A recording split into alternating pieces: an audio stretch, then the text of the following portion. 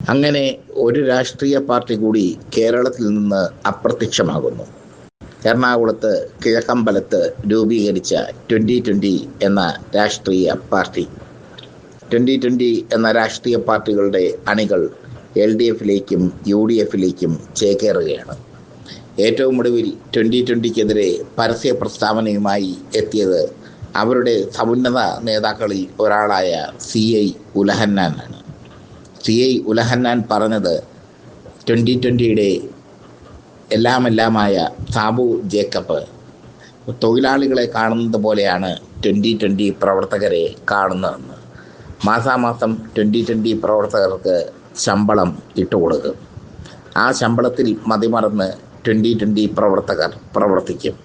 അതിനപ്പുറം പാർട്ടിക്ക് യാതൊരു ആശയവും തത്വദീക്ഷയും ഇല്ല എന്നുള്ളതാണ് CI ഉലഹന്നാൻ പറഞ്ഞിരിക്കുന്നത്.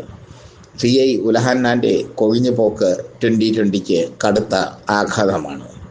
2020യുമായി ഇനി മുന്നോട്ട് പോകാൻ പറ്റില്ല എന്നുള്ളത് സാബു ജേക്കബിന് നന്നായി അറിയാം. സാബു ജേക്കബ് അതുകൊണ്ട് തന്നെ 2020 പിരിച്ചുവിടാൻ തയ്യാറെടുക്കുകയാണ്.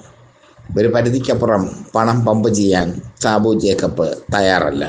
കാരണം അയാളൊരു ബിസിനസ്സുകാരനാണ്. ബിസിനസ്സുകാരനുള്ള എല്ലാ ഫ്ലെക്സിബിലിറ്റിയും അയാൾ കാത്തു സൂക്ഷിക്കുന്നു. ഇടയ്ക്ക് 2020 രൂപീകരിച്ച കാലത്ത് അതൊരു തരംഗമായിരുന്നു എന്ന് പറയാതിരിക്കാൻ പറ്റില്ല.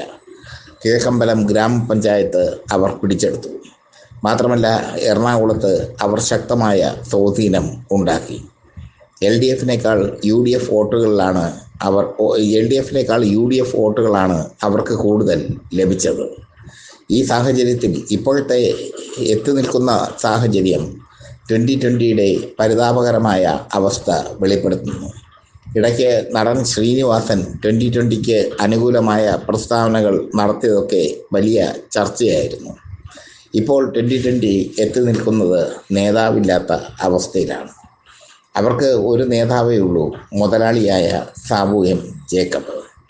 സാബു ജേക്കബ് 2020 രൂപീകരിച്ചത് അയാളുടെ ചില താല്പര്യങ്ങൾ സംരക്ഷിക്കാൻ വേണ്ടി മാത്രമാണ്.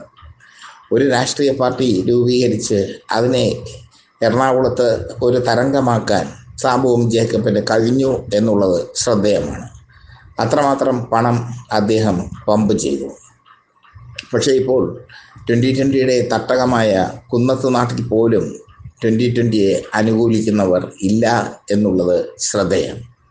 2020 വംശനാശം നേരിടുന്നു.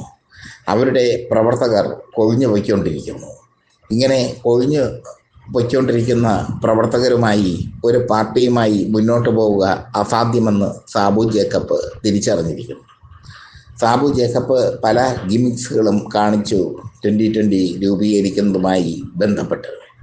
അദ്ദേഹം പണം ധാരാളം ചിലവഴിച്ചു രാഷ്ട്രീയ പാർട്ടി നിലനിൽക്കാൻ വേണ്ടി. പക്ഷേ ഒരു പരിധി കഴിഞ്ഞപ്പോൾ സാബു ജേക്കബ് ഹിറ്റ്ലറേക്കാൾ വലിയ ഒരു ഏകാധിപതിയാണെന്ന് 2020 പ്രവർത്തകർ തിരിച്ചറിഞ്ഞിരിക്കുന്നു.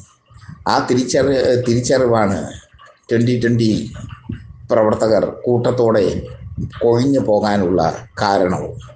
അവർക്ക് മതിയായി സാബു ജേക്കബിനെ. അവർ മനസ്സിലാക്കി സാബു ജേക്കബ് പണമെറിയുമ്പോൾ വാലാട്ടുന്ന നായകളാണ് തങ്ങളെന്ന്. CI ഉലഹന്നാനെ പോലെയുള്ള നേതാക്കളൊക്കെ 2020 വിട്ട് പുതിയ രാഷ്ട്രീയ ലാവണം തേടുന്നു. പുതിയ രാഷ്ട്രീയ ലാവണം തേടുമ്പോൾ അത് UDFിനാണോ LDFിനാണോ പ്രയോജനം എന്നുള്ള ചോദ്യത്തിനും പ്രസക്തിയുണ്ട്. തീർച്ചയായും അത് LDFിനാണ് പ്രയോജനമാവുക. UDF വോട്ടുകൾ സ്പ്ലിറ്റ് ചെയ്യാൻ 2020 പ്രവർത്തകരുടെ നിസ്സഹകരണം മൂലം സാധിക്കും.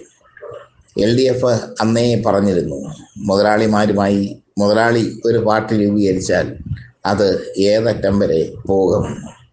അതിപ്പോൾ യാഥാർത്ഥ്യമായിരിക്കുന്നു. 2020 പിരിച്ചുവിടാൻ സാബു ജേക്കബ് തീരുമാനിച്ചിരിക്കുന്നു.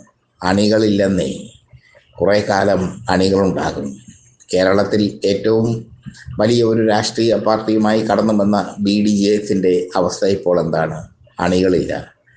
KR ഗൗരിയമ്മയുടെ JSSൻ്റെ അവസ്ഥ എന്താണ്? അണികളില്ല. അണികളില്ലാത്ത ഒരു പ്രസ്ഥാനമായി മാറിയിരിക്കുന്നു 2020.